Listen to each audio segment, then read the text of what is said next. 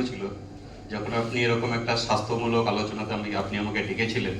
সত্যি কথা বলতে গিয়ে খুব মুগ্ধ হয়েছিলাম আলোচনাটা শুনে। এবং যখন রোগ ব্যাধি নিয়ে কথা বলছিলেন, মানুষকে কি করে সুস্থ থাকতে হয় তার মানে রাস্তা দেখাচ্ছিলেন, শেখাচ্ছিলেন, সেখান থেকে সব থেকে আমি যেটা আমার খুব লেগেছিল যে আমার বাবা যিনি এত অসুস্থ ঘরে পড়ে রয়েছেন এত বছর ধরে, ব্যথার রোগী হয়ে পড়ে রয়েছেন, ছেলে হিসাবে কত রকমের ট্রিটমেন্ট যত রকম সম্ভব সবই করিয়েছিলাম, বাট আমার বাবা কিন্তু সেইভাবে উনি চলতে পারছিলেন না, মানে হাঁটাচলা করতে পারছিলেন না। তো যখন আপনার ফর্মুলা শুনে আপনার রেকমেন্ড করা কিছু জিনিস, আয়ুর্বেদিক জিনিস বাবার উপর অ্যাপ্লাই করলাম, মিরাকল জিনিস কি ঘটলো, আমার বাবা 4.5 মাসের মাথায় বেড থেকে উঠে দাঁড়ালেন। বাস আমার কমিটমেন্ট বেড়ে গেল। পাশাপাশি এই যে সকাল থেকে রাত পর্যন্ত মানুষ খাওয়া দাওয়া করে, ভুলভাল খাওয়া দাওয়া করে, সেখান থেকে রোগের উৎপত্তি হয়, সেখানে যে খাওয়া দাওয়ার মাধ্যমে সুস্থ হওয়া যায়, এই আলোচনা অসাধারণ লেগেছিল। এবং এর থেকেও বেশি ভালো আমার যেটা মনে হয়েছে, আজকের দিনে যুব সম্প্রদায় তারা পড়াশোনা করছে, তারা ট্রাডিশনাল বিএসসি বিকম বিএ পড়ছে, কেউ টেকনিক্যাল গ্রাজুয়েশন কমপ্লিট করছে, পোস্ট গ্রাজুয়েশন কমপ্লিট করছে, তার উপরেও পড়াশোনা করছে। সত্যি কথা বলতে গিয়ে পড়াশোনা করার পরে কিন্তু যোগ্য কর্মসংস্থান তাদের কাছে হয়ে উঠছে না।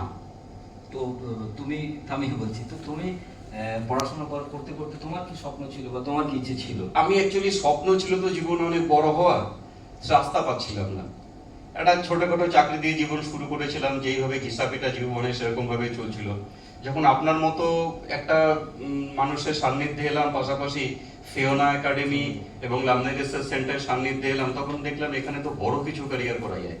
তখন আমি খুব সিনসিয়ারলি ব্যাপারটাকে অ্যাকসেপ্ট করলাম।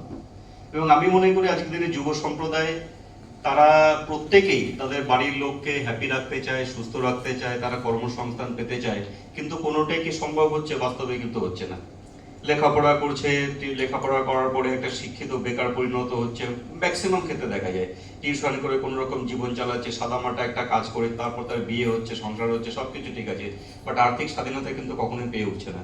এই ফিওনা একাডেমির নিউট্রিশন কোর্স, ফিওনা একাডেমির মাধ্যমে master in human nutrition course, আমি তো এটা খুব দাবার সঙ্গে বলতে পারি, প্রত্যেকটা ঘরে ইয়াং জেনারেশন যদি এগিয়ে সেই কোর্সটাকে কমপ্লিট করে, বেশি না 6 মাস প্লাস 9 মাস, মাত্র 3 মাসের কোর্স, এই 9টা মাস কমপ্লিট করার পরে সে যদি নিজের বাড়িতেই একটা চিকিৎসা করার বন্দোবস্ত করতে পারে আরেকদম থেরাপি সেন্টারের মধ্য দিয়ে, তাহলে কিন্তু তাকে কোথাও কোনো কর্মসংস্থান খোঁজার দরকার নেই। সে বাড়িতে বসেই একটা এ গ্রেড অফিসার যেরকম ইনকাম করে তার থেকে বেশি ইনকাম করার ক্ষমতা রাখে। ইনফ্যাক্ট হচ্ছে এরকম অনেক লোককে আমিও গাইড করেছি আমার জীবনের সাথে, তারা আজকে খুব হ্যাপি আছে, তারা খুব ভালো আছে, সবথেকে বড় সম্মান পাচ্ছে। তো এই যে তুমি স্টুডেন্টদের যে স্বাস্থ্য কেন্দ্র বা আরোগ্যম সেন্টার, যেটা ফিওনা একাডেমি, তো তোমার হাত ধরে এরকম কতগুলো আরোগ্যম সেন্টার মোটামুটি গড়ে উঠেছে? আপাতত আমি বলতে পারি বিগত কয়েক মাসে আমি পশ্চিমবঙ্গের বিভিন্ন আমার ডিস্ট্রিক্টে মোটামুটি প্রায় 45টার উপর আরোগ্যম সেন্টার আমি নিজে হাতে ওপেন করেছি। সেখানে তোমার ইনকাম যদি অন ক্যামেরা বলতে না চাও, মোটামুটি একটা অ্যাপ্রক্স কত হতে পারে তোমার ইনকাম? মোটামুটি 6 ডিজিট ইনকাম করা তো কোনো ব্যাপারই না।